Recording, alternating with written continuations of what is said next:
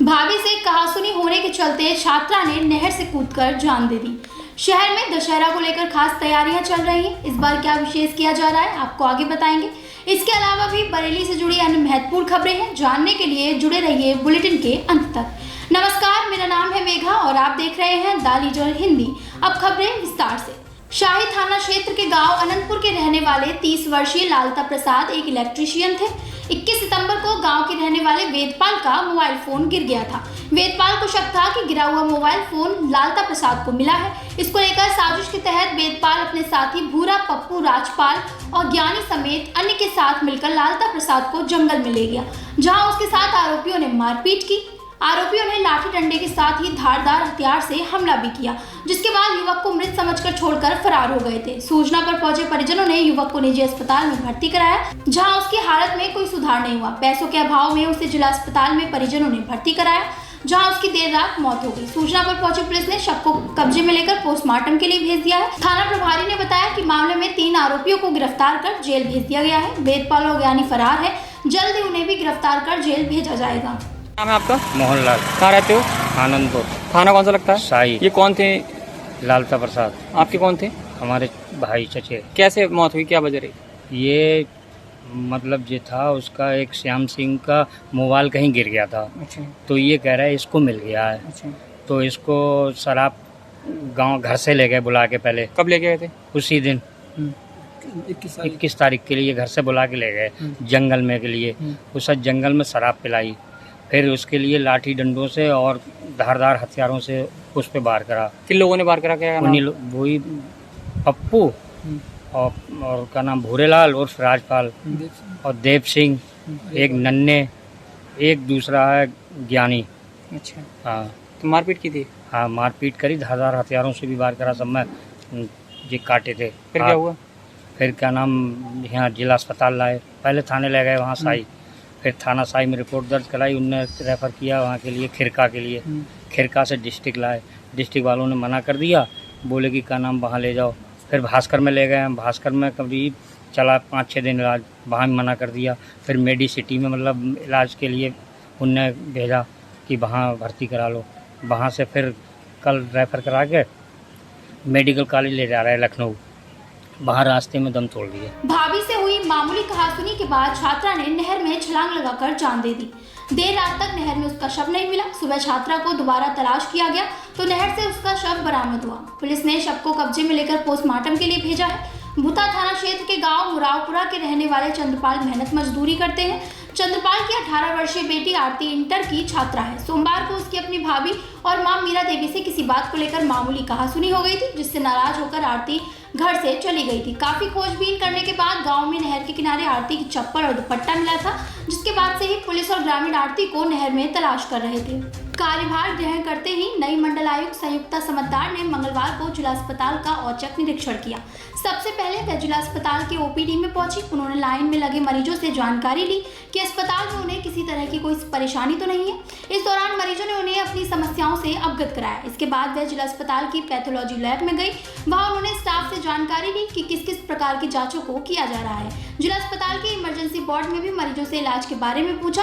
फिर वह महिला वार्ड में पहुंची। सीएमएस अलका शर्मा से उन्होंने जानकारी ली। इसके बाद वह महिला अस्पताल की ओपीडी में और वहां से पैथोलॉजी लैब में गई। उसके बाद नवजात शिशु देखभाल वार्ड में पहुंची। इस दौरान मंडल आयुक्त संयुक्ता समद्दार ने बताया जिला अस्पताल में सीवर लाइन की समस्या है, उसका जल्द ही निस्तारण किया जाएगा। साथ ही वे जिला अस्पताल के अधिकारियों के साथ बैठक करेंगे। डॉक्टर की कमी को पूरा किया जाएगा। कोविड अस्पताल को लेकर भी चर्चा की गई। आज नवमी के दिन मैंने सोचा सबसे पहले आप ही लोगों से पता चला था अस्पताल के बारे में, तो आज मैंने जिला चिकित्सालय जो मेन है और जिला महिला चिकित्सालय दोनों का आज मैंने निरीक्षण किया। साथ में मेरे साथ एडी हेल्थ एंड सीएमएस साहब, सीएमएस महिला डॉक्टर अलका शर्मा सभी मौजूद थे। तो जनरली जो मैंने पाया यहाँ पे कि महिला अस्पताल तो is exceptionally doing very well. 500 operations अगर महीने में हो रहे हैं, दिन में अगर on an average 5 caesarean operations हो रहे हैं। ओटी देखा मैंने, सभी पेशेंट से भी मैंने बातचीत की। तो यहाँ तो ओपीडी भी अच्छा चल रहा है। तो महिला चिकित्सालय में तो मात्र खाली जो कमी है वो कुछ डॉक्टर्स की कमी है, उसके लिए तो वो पूरे प्रदेश में जैसे एक क्राइसिस है उस पे अलग से कोशिश करेंगे शासन से। जो जिला चिकित्सालय है, जिला चिकित्सालय में लार्जली ओपीडी में बहुत प्रेशर देखा हमने, लंबी लाइंस हैं, विच मीन्स दैट यहाँ पे बरेली में अभी भी जो रिलायंस है, लोगों का जो फेथ है वो डिस्ट्रिक्ट हॉस्पिटल में है, तो इसीलिए ओपीडी में प्रेशर है। बाकी जो सर्जरी वाला जो सेक्शन है that is also running pretty well. जो चिंता की बात है वो एक तो जो पता चला कि जो एक बड़ा आपका सुपर स्पेशलिटी हॉस्पिटल जो तैयार हुआ है, हाँ जी, तो सुपर स्पेशलिटी हॉस्पिटल का किस तरह से फुल कैपेसिटी यूज़ हो, आई थिंक दैट वही एक सबसे बड़ा हमारे सामने एक चैलेंज है। उसको कैसे यहाँ से प्रेशर कम करके, चाहे वो पैथोलॉजी का हो, चाहे वो ओपीडी का हो, चाहे वो बेड्स का हो, यहाँ से किस तरह से हम प्रेशर कम करें और अधिक से अधिक सुपर स्पेशलिटी हॉस्पिटल, जो कि बताया गया है, मुझे एडी साहब ने बताया, it is very modern, has all the right equipments, तो उस पर एक थोड़ा हमें अलग से CMO, एडी साहब एंड CMS इनके साथ बैठ के एक पूरे दिन की चर्चा करने के बाद एक वो निकल के देखना पड़ेगा और उसकी बस साइट इंस्पेक्शन करना पड़ेगा कि वहाँ पे ये शिफ्टिंग क्यों फंसा हुआ है। That's largely one thing. और बाकी क्लीनलीनेस की अगर बात कहें तो जनरली इट्स वेरी क्लीन।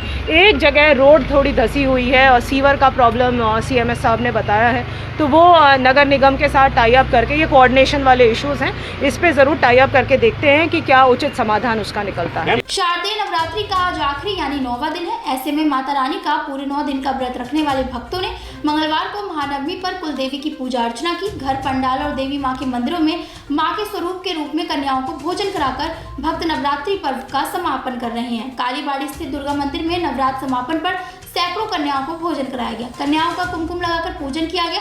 इसके बाद कन्याओं को जिमाया गया। भंडारे में हजारों भक्तों ने प्रसाद ग्रहण किया। भंडारे से पहले सभी मंदिरों में हवन पूजन के कार्यक्रम हुए। देर शाम तक माता की झांकी के दर्शनों के लिए लोगों का तांता लगा रहेगा। किला स्थित नव दुर्गा मंदिर में नवरात्र समापन पर कन्याओं को भोजन कराया गया। वहीं 84 घंटा मंदिर में सुबह 5 बजे से माता रानी के दर्शन पाने के लिए लोगों की लाइन लगी रही। सड़क पर लंबी कतारें देखने को मिली। नेकपुर स्थित ललिता देवी मंदिर में भी भीड़ के कारण पैर रखने की जगह नहीं थी। शाह मौलाना शराफत अली मियां का 55वां उर्स 5 से 8 अक्टूबर तक मनाया जाएगा। उर्स की तैयारियों को लेकर दरगाह पर प्रबंधन कमेटी की बैठकें जारी हैं। जायरीन को ठहराने के लिए दरगाह का मेहमान खाना है। साथ ही आसपास के दर्जनों मकानों की साफ सफाई कराई जा रही है। इसके अलावा क्षेत्र के स्कूलों और शादी हॉल्स में भी जायरीन के ठहरने की व्यवस्था कराई जाएगी। उर्स की सभी रस्में सज्जादा नशीन शाह सकलैन मियां की सरपरस्ती में अदा की जाएंगी। मोहम्मद गाजी सकलैनी कादरी निगरानी करेंगे। जायरीन के लिए लंगर लगातार जारी रहेगा। मीडिया प्रभारी हमजा सकलैनी ने बताया कि उर्स में चादरों के जुलूस को लेकर आने वाले अकीदतमंद पहुंच रहे हैं। शहर और ग्रामीण क्षेत्र में विभिन्न स्थानों पर रामलीला का मंचन किया जा रहा है। विजयादशमी पर रामलीला मैदानों में रावण का पुतला दहन किया जाएगा। इसको लेकर तैयारियां चल रही हैं। बड़ा बाग और जोगी नवादा में आयोजित रामलीला में 55 फीट ऊंचे पुतले का दहन होगा। सुभाष नगर और कैंट में भी रावण, कुंभकर्ण और मेघनाथ का पुतला दहन किया जाएगा। गत वर्ष कोरोना के चलते मेला आयोजन और पुतला दहन औपचारिक रूप से किया गया था, मगर इस बार विशेष रूप से तैयारियां की जा रही हैं। राज्यपाल आनंदीबेन पटेल ने कहा है कि महात्मा ज्योतिबा फुले रोहिलखंड विश्वविद्यालय बरेली के छात्रावास में बायोगैस और ऑटोमेटिक किचन की सुविधा उपलब्ध कराई जाए। विश्वविद्यालय वर्ष 2016 में नैक में V ग्रेड प्राप्त कर चुका है। विश्वविद्यालय में नैक मूल्यांकन के लिए टीम नवंबर या दिसंबर में आ सकती है। विश्वविद्यालय लगातार तैयारियों में जुटा हुआ है। इस बार A+ रैंक लाने के लिए कुलपति ने सभी समन्वयकों को निर्देश दिए हैं। आज के बरेली बुलेटिन में बस इतना ही। बरेली शहर से जुड़ी तमाम बड़ी खबरों के लिए हमारे चैनल द लीडर हिंदी के साथ जुड़े रहिए और साथ ही सब्सक्राइब भी कर लीजिए।